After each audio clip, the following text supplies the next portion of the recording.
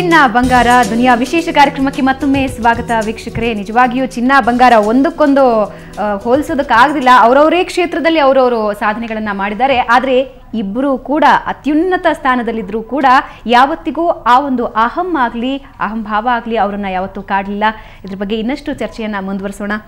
Kanvi sir, ನೋಡಿ ಈಗ ಇಬ್ಬರು ನೋಡಿ ಈಗ ಡಾಕ್ಟರ್ ರಾಜ್ಕುಮಾರ್ ಅವರಲ್ಲಿ ಅವರು ತಿರುವಾಗ 6 ವರ್ಷ ಆದರೂ ಕೂಡ ಆ ವಾಯ್ಡ್ ಕ್ರಿಯೇಟ್ ಆಗಿದ್ದು ಇನ್ನೂ ಪೂರ್ತಿಯಾಗಿಲ್ಲ. ಎಲ್ಲರೂ ಸ್ಟಾರ್ಸ್ ಇದ್ದಾರೆ, ಆದರೆ ಲೀಡರ್ಸ್ ಇರಲಿ. ಅದೇ ರೀತಿಯಾಗಿ ನಮ್ಮ ಸಚಿನ್ ಅವರು ಕೂಡ ಯಾವಾಗ ಅವರು ನಿವೃತ್ತ ಆಗ್ತಾರೋ, ಮೊನ್ನೆ ತಾನೇ ಹೇಳಿದ್ದಾರೆ ಪತ್ರಿಕಾಗೋಷ್ಠಿ ಕರೆದು ಎಲ್ಲರೂ ಅಂದ್ಕೊಂಡಿದ್ರು ರಿಟೈರ್ ಆಗ್ತಾರೆ ಅಂತ ಹೇಳ್ತಾರೆ ಅಂತ. ಆದರೆ ಇಲ್ಲ ನಾನು ರಿಟೈರ್ಮೆಂಟ್ ಬಗ್ಗೆ ನೀವು ಮಾತಾಡಬೇಡಿ, ನಾನು ಆಗುವಾಗ ಹೇಳ್ತೀನಿ. ಯಾಕಂದರೆ ನಾನು ಬಂದಾಗ ಯಾರೋ ಆಡಿ ಅಂತ ಹೇಳಿದ್ರಲ್ಲ, ಈಗ ರಿಟೈರ್ ಆಗುವಂತ ನೀವು ದಯವಿಟ್ಟು ಹೇಳಿಬಿಡಿ ಅಂತ ಹೇಳಿದ್ದಾರೆ. ಅದೇ ರೀತಿಯಾಗಿ ಅವರು ಬಿಟ್ಟಾಗ ಕೂಡ ಒಂದು ವಾಯ್ಡ್ ಕ್ರಿಯೇಟ್ ಆಗ್ಬೋದು ಅಂತ ಅನಿಸುತ್ತೆ ಅಂತ ಮಹಾನ್ ಇವರಿಬ್ಬರು. ಆದರೆ ಸಚಿನ್ ಅವರು ಬೆಳೆದು ಬಂದ ರೀತಿ ನೋಡಿದರೆ ಅದಕ್ಕೆಲ್ಲ ಕಾರಣ ಅಂದರೆ ದುರದೃಷ್ಟವಶಾತ್ ಡಾಕ್ಟರ್ ರಾಜ್ಕುಮಾರ್ ಅವರು ಬಹಳ ಬಡತನದಿಂದ ಬಂದವರು.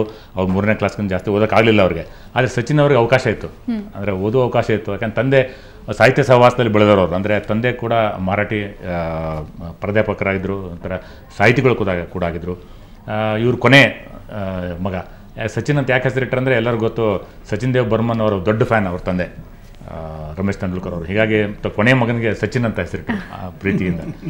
ಭಾಳ ಕೊನೆಯ ಮಗ ಅವನು.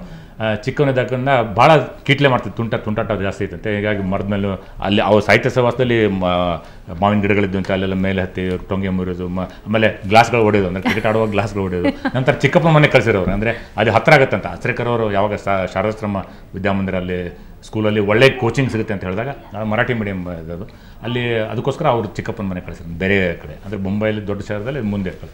ಆದರೆ ಅವರು ಬೆಳೆದು ಬಂದು ಅವರು ಇಷ್ಟೊಂದು ಉನ್ನತ ಮಟ್ಟಕ್ಕೆ ಏರಿದ್ರು ಕೂಡ ಈ ಒಂದು ವಿನಮ್ರತೆಯಿಂದ ಇರೋದು ಒಂದು ದೊಡ್ಡ ಕಾರಣ. ಅಂದರೆ ಬೆಳೆದು ಬಂದ ವಾತಾವರಣ ಅದು ಭಾಳ ಮುಖ್ಯ ಭಾವನೆ. ಯಾಕಂದರೆ ಅದು ನೋಡಿ ಎದುರುಗಡೆನೇ ಇದೆ. ಕಾಂಬಳಿ ನೋಡಿ, ಇವ್ರು ನೋಡಿ, ಸಚಿನ್ ನೋಡಿ, ಬೆಳೆದು ಬಂದ ವಾತಾವರಣದಿಂದ ಅವ್ರು ಯಾವ ರೀತಿಯಾಗಿ ಬದಲಾವಣೆ ಆಗುತ್ತೆ, ಯಾವ ರೀತಿಯಾಗಿ ಅದೇ ತಮ್ಮ ಇದನ್ನು ಉಳಿಸ್ಕೊತಾರೆ ಅಂತಂದು ಎಲ್ಲರಿಗೂ ಎದ್ದು ತೋರುವಂಥದ್ದು ಒಂದು ದೊಡ್ಡ ಒಂದು ಇದಂದು. ಯಾಕಂದರೆ ಯಾವಾಗ ಮಗು ಚಿಕ್ಕವನಿದ್ದಾಗ, ಅಂದರೆ ಗಿಡವಾಗಿ ಬಗ್ಗೋದು ಮರವಾಗಿ ಬಗ್ಗಿದೆ ಅಂತ ಹೇಳ್ತಾರಲ್ಲ, ಆ ಥರ ಗಿಡವಾಗಿಯೇ ಬಗ್ಗಿದಾಗ, ಅಂದರೆ ಒಳ್ಳೆಯ ಪಾಠಗಳನ್ನು ಕಲಿತಾಗ ಮುಂದೆ ಹೆಚ್ಚು ಹೆಸರು ಪಡೆದಾಗ ಕೂಡ ಈ ಒತ್ತಡಗಳನ್ನೆಲ್ಲ ಅವ್ರ ಮೇಲಿನ ಒತ್ತಡ, ಅಂದರೆ ಅಗಾಧ ಒತ್ತಡ, ಅಂದರೆ ಇಡೀ ಭಾರತದ ಒತ್ತಡ ಅಲ್ಲ, ಜಗತ್ತಿನ ಒತ್ತಡವೇ. ಭೂಮಿಯ ಹಂತದಲ್ಲೂ ಸಾಕಷ್ಟು ಒತ್ತಡ ಎದುರಿಸ್ಬಿಟ್ಟಿದೆ, ಭಯಂಕರ ಒತ್ತಡ. ಆದರೂ ಕೂಡ ಯಾವ ಒತ್ತಡ ತೋರಿಸ್ಕೊಡೋದಿಲ್ಲ. ಒಳಗೆ ಅವ್ರಿಗೆ ಬಹಳಷ್ಟು ಒತ್ತಡ ಇರುತ್ತೆ. ನಾನು ಹೇಳ್ಕೊಂಡಿದ್ದಾರಲ್ಲ ಮೊನ್ನೆ 100ನೇ ಸೆಷನ್ ಬಾರಿಸಿದ ತಕ್ಷಣ ಭಾಳ ಒತ್ತಡ ಇದ್ದಂತು.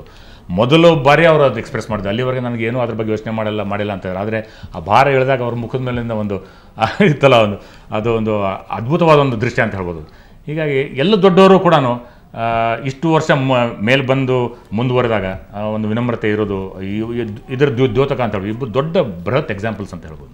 ಇಲ್ಲ, ಸಾಮಾನ್ಯವಾಗಿ ಏನಂತಾರೆ ಅಂದರೆ ಎಲ್ಲಾ ಕೊಟ್ಟು ಮಕ್ಕಳನ್ನ ಬೆಳೆಸಿದ್ರೆ ಅವ್ರು ದಾರಿ ತಪ್ಪೋದು ಜಾಸ್ತಿ ಅಂತಾರೆ. ಈ ಎರಡೂ ವಿಷಯಗಳಿಗೆ ಸಂಬಂಧಪಟ್ಟರೆ, ಈ ಎರಡೂ ವ್ಯಕ್ತಿಗಳಿಗೆ ಸಂಬಂಧಪಟ್ಟರೆ ಅದೆಲ್ಲೋ ಸುಳ್ಳು ಅನಿಸ್ಬಿಡುತ್ತೆ, ಅತಿ ದೊಡ್ಡ ಸುಳ್ಳು ಅನಿಸ್ಬಿಡುತ್ತೆ. ಅಲ್ಲ, ಅಂದರೆ ಕಷ್ಟಪಟ್ಟರು ನೋಡಿದ್ರು.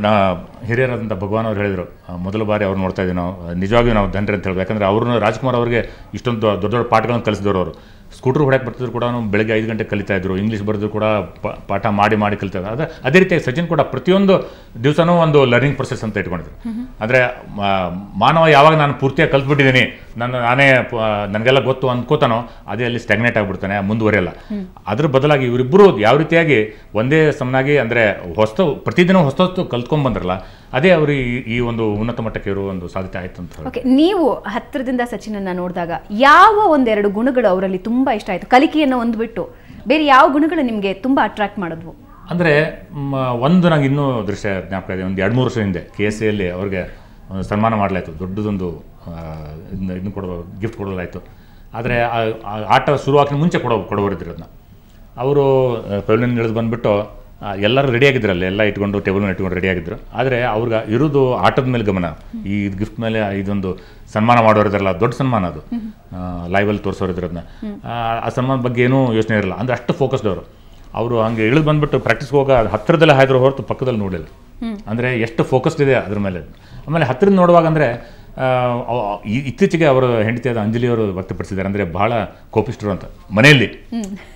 ಸಹಜ, ಯಾಕಂದರೆ ಹುಲು ಮಾನವ ಅಂತ ಹೇಳ್ಬೋದು. ಯಾಕಂದರೆ ಇಷ್ಟೊಂದು ಒತ್ತಡ ಇರುವಾಗ, ಇಷ್ಟೊಂದು ಎಕ್ಸ್ಪೆಕ್ಟೇಷನ್ಸ್ ಇರುವಾಗ, ಅಷ್ಟೊಂದು ಒತ್ತಡದಲ್ಲಿ ಆಡಿ ಸುಸ್ತಾಗಿ ಬಂದಾಗ ಮನೆಯಲ್ಲಿ ಸ್ವಲ್ಪ ಮಟ್ಟಿಗೆ ಅದನ್ನು ಹೊರಗಡೆ ತಳ್ಳೋದು ಅಂದರೆ ತಮ್ಮ ಮನಸ್ಸಿನಲ್ಲಿ ಅದನ್ನು ಹಗುರು ಮಾಡ್ಕೊಳ್ಳೋದಕ್ಕೆ ಒಂದು ಸ್ವಲ್ಪ ಕೋಪ ವ್ಯಕ್ತಪಡಿಸೋದು ಅದೇನೋ ಒಂದು ಸಾಮಾನ್ಯ ಹುಲ್ಮಾನ. ಆದರೆ ಅವರು ಕ್ರೀಡಾಂಗಣದಲ್ಲಾಗಲಿ ಗ್ರೀನ್ ರೂಮಲ್ಲಾಗಿ ಅವ್ರ ವರ್ತನೆ ನಿಜವಾಗ್ಲೂ ಇವತ್ತಿನ ಪೀಳಿಗೆಗೆ ದೊಡ್ಡ ಮಾದರಿ ಅಂತ ಹೇಳ್ಬೋದು. ಭಾವನೆ ಅದು ಹೇಳೋಕ್ಕಾಗಲ್ಲ. ಯಾಕಂದರೆ ಈಗ ನಾವು ಯಾವ ರೀತಿ ವರ್ತಿಸ್ತಾರೆ ಅವರು ಕಣ್ಣೇ ಎದುರುಗಡೆ ಇರುವಂಥ ಆಟಗಾರರು ಮುನಾಫ್ ಪಟೇಲ್ ನೋಡಿ ನೆನ್ನೆ ಕೂಡ 50% ಫೈನ್ ಅಂಥದ್ದೆಲ್ಲ ನೋಡಿ ಕಲಿಬೇಕು. ಅಂದರೆ ನಮ್ಗೆ ಏನು ಖೇದ ಅನ್ಸುತ್ತೆ, ಭಾಳ ಖೇದ ಅನ್ಸುತ್ತೆ ಏನೋ ಭಾವನೆ ಅಂತಂದರೆ ಇಷ್ಟು ಸಚಿನ್ ಅಲ್ಲಿ ರಾಹುಲ್ ಅಲ್ಲಿ ಕುಂಬ್ಳೆ ಇಂಥ ಒಂದು ಮಾದರಿಗಳು ಎದುರುಗಡೆ ಇದ್ದಾರೆ. ಆದರೂ ಅವ್ರು ನೋಡಿ ಯಾಕೆ ಹುಡುಗರು ಕಲಿಯಲ್ಲ, ಯಾಕೆ ತಮ್ಮ ನಡತೆಯನ್ನು ಸುಧಾರಿಸ್ಕೊಳ್ಳಲ್ಲ? ಹಣ ಬಂದ ತಕ್ಷಣ ಮದ ಯಾಕೆ ಇರುತ್ತೆ? ಅದು ನೋಡಿ ಕಲ್ತ್ರೆ ಅದು ಅವ್ರಿಗೆ ಒಳ್ಳೇದು. ಇದು ಕ್ಷಣಿಕ ನೋಡಿ, ಯುವರಾಜ್ ಎಷ್ಟೋ ಪ್ರತಿಪಿಸಿದ್ರು ತಮ್ಮ ಇದಕ್ಕೋಸ್ಕರ. ಆದರೆ ಇದೊಂದು ಕ್ಷಣಿಕ, ಇದು ಮುಂದುವರಿಬೇಕಂದ್ರೆ ಈ ರೀತಿ ನಾವು ನಡತೆ ಇರಬಾರ್ದು ಅಂತ ಅವ್ರು ನೋಡಿ ಕಲಿಬೋದು. ಅದೇ ಭಾಳ ಖೇದ ಅನ್ಸುತ್ತೆ ಇವ್ರು ಯಾಕೆ ಕಲಿಯಲ್ಲ ಅಂತ. ಓಕೆ ಭಗವಾನ್ ಅವರೇ, ಸಾಮಾನ್ಯವಾಗಿ ರಾಜ್ಕುಮಾರ್ ತಾವು ಮುಂದಕ್ಕೆ ಬರೋದಲ್ಲ, ಜೊತೆಗೆ ಇನ್ನಿತರ ನಟರನ್ನು ಕೂಡ ಮುಂದಕ್ಕೆ ತಳ್ತಾ ಇದ್ರು. ಇವಾಗ ಯಾರಾದರೂ ಒಂದು ಕತೆ ಇಟ್ಕೊಂಡು ಬಂದ್ಬಿಟ್ರೆ ಅದಕ್ಕೆ ತಾನು ಸರಿ ಹೋಗ್ತೀನಾ ಅಥವಾ ಬೇರೆ ಯಾರಾದರೂ ಸರಿ ಹೋಗ್ತಾರಾ ಅನ್ನೋದ್ರ ಬಗ್ಗೆ ಸಾಕಷ್ಟು ಯೋಚನೆ ಮಾಡ್ತಾ ಇದ್ರು. ಬಯಲುದಾರಿಯನ್ನೇ ಯೋಚನೆ ಮಾಡಿದಾಗ ನಾವು ಸಾಕಷ್ಟು ಚಿತ್ರಗಳು ಖಂಡಿತ ಅವರಿಗೆ ಅವ್ರು ಮುಂದೆ ಬರಬೇಕು ಅಂತಿಲ್ಲ, ಜೊತೆಗೆ ಎಲ್ಲರೂ ಮುಂದೆ ಹೋಗ್ಬೇಕು ಅನ್ನೋ ಒಂದು ನಾವು ನೀವಿಲ್ಲದೆ ಪಿಕ್ಚರ್ ಮಾಡಲ್ಲ ಅಂತ ಹೇಳಿದಾಗ ಈ ಕಥೆಗೆ ನಾನು ಸರಿ ಹೋಗಲ್ಲ, ಇದಕ್ಕೆ ತಕ್ಕ ಒಬ್ಬ ನಟನ್ನು ಹುಡುಕಿ ನೀವು ಈ ಚಿತ್ರ ಮಾಡಲೇಬೇಕು, ಕಥೆ ಚೆನ್ನಾಗಿದೆ, ಇದು ಈ ಚಿತ್ರ ಮಾಡಲೇಬೇಕು ಅಂತ ಗಂಡ ಹೆಂಡತಿ ಇಬ್ಬರೂ ಬಲವಂತ ಮಾಡಿದ್ದಕ್ಕೆ ನಾವು ಬಯಲುದಾರಿ ತೆಗೆದ್ವಿ. ಆವಾಗ ಕಂಡವರು ನಮಗೆ ಅನಂತನಾಗು. ಆದ್ದರಿಂದ ಅವರು ಧಾರಾಳತ್ವ ಅಂತಂದರೆ ಹೇಳೋಕ್ಕಾಗಲ್ಲ. ಆ್ಯಂಡ್ ತಾವು ಹೇಳಿದ್ರಲ್ಲ ಇನ್ನೊಬ್ಬ ಲಕ್ಷ್ಮಿ ನಮ್ಮ ಸೇಡಿ ನಾನೇನೇನು ಗೋವಾದಲ್ಲಿ ಮೊದಲನೇ ಸಲ ಬಂದಳು, ನಡುಗ್ತಾ ಇದ್ಲು. ರಾಜ್ಕುಮಾರ್ ಅಮ್ಮ ಯಾಕೆ ನಡೀತಾ ಇದೆಯಾ? ಇಲ್ಲ ನಿಮ್ಮಂಥ ಆರ್ಟಿಸ್ಟ್ ಮುಂದೆ ನಿಂತ್ಕೊಳ್ಳೋದು ಆ್ಯಕ್ಟ್ ಮಾಡ್ತಾ ಇದ್ದೀನಲ್ಲ, ಅದು ನನಗೆ ಕಷ್ಟ ಆಗ್ತಾಯಿದೆ ಅಂತಂದ್ರು. ನೀನೊಬ್ಳೇನಾ ಇವತ್ತು ಫಸ್ಟ್ ನೋಡ್ತಾ ಇರೋ? ನಾನು ಮೊದಲನೇ ಸಲನೇ ಪಾಠ ಮಾಡ್ತಾ ಇರೋದು. ನಾನು ಹೊಸಬನೇ, ಈ ಚಿತ್ರಕ್ಕೆ ನಾನು ಹೊಸಬ. ಆದರೆ ನೀನೇನು ಹೆದರ್ಕೋಬೇಡ, ನೀನು ನನ್ನ ಜೊತೆಲಿ ಮಾಡು ಅಂತ ಹೇಳಿ ಆಕೆನ ಹುರಿದುಂಬಿಸಿ ಆಕೆ ಪ್ರತಿ ಶಾಟ್ನಲ್ಲೂ ಸರಿಯಾಗಿ ಮಾಡ್ತಾಳೆ ಇಲ್ವಾ ಅನ್ನೋದನ್ನು ಗಮನಿಸಿ ಏನಾದರೂ ಇದ್ರೆ ಮೆತ್ತಿಗೆ ಕಿವಿನಲ್ಲಿ ಹೇಳಿ ಸರಿ ಮಾಡ್ತಾಯಿದ್ರು. ಅದು ಕಲಾವಿದ ಇನ್ನೊಬ್ಬ ಕಲಾವಿದನಿಗೆ ಕೊಡ್ತಕ್ಕಂಥ ಉತ್ತೇಜನ, ಪ್ರೋತ್ಸಾಹ.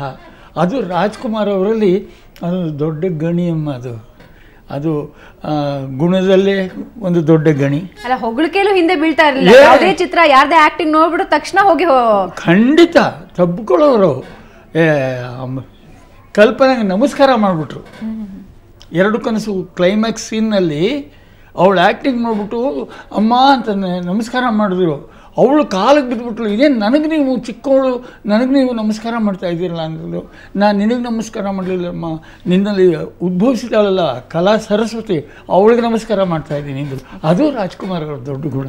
ಓಕೆ, ನಿಮ್ಮ ಜೊತೆ ಮಾತಾಡ್ತೀನಿ ಶಂಕರ್ ಅವರೇ. ಸೊ ವೀಕ್ಷಕರೇ, ಇನ್ನಷ್ಟು ಮಾಹಿತಿಯನ್ನು ನಿಮಗೆ ಕೊಡ್ತೀವಿ. ಅದಕ್ಕೂ ಮುಂಚೆ ಒಂದು ಸಣ್ಣ ವಿರಾಮ.